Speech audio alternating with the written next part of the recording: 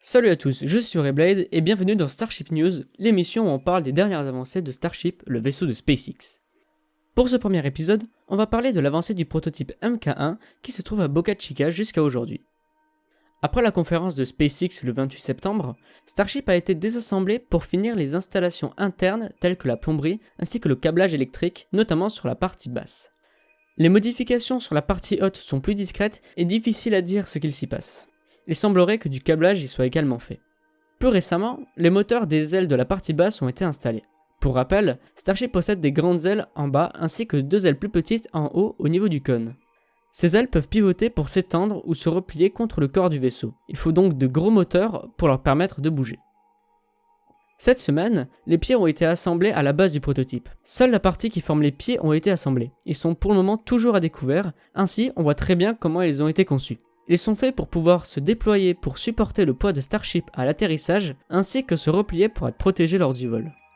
Le 29 octobre, la grande grue qui a permis d'assembler et de désassembler les deux parties du prototype s'est déployée et a soulevé la partie basse pour la placer sur une plateforme mobile. La grue est ensuite partie en direction du pas de tir, là où se trouve toujours Starhopper. Le lendemain, la plateforme mobile s'est mise en mouvement pour amener la première partie de Starship en direction du pas de tir.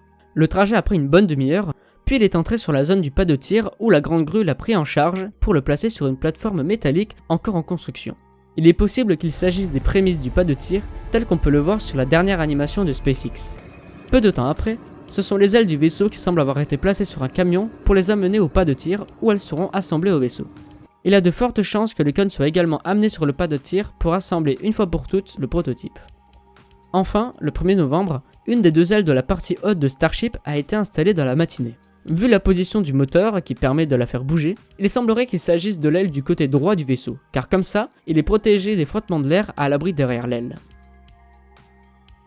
Et voilà qui conclut ce premier épisode. On rentrera plus dans les détails lors des prochains épisodes qui devraient arriver toutes les semaines. Pour commencer, j'ai préféré faire un bref résumé de l'avancée actuelle de Starship pour ne pas y passer des heures.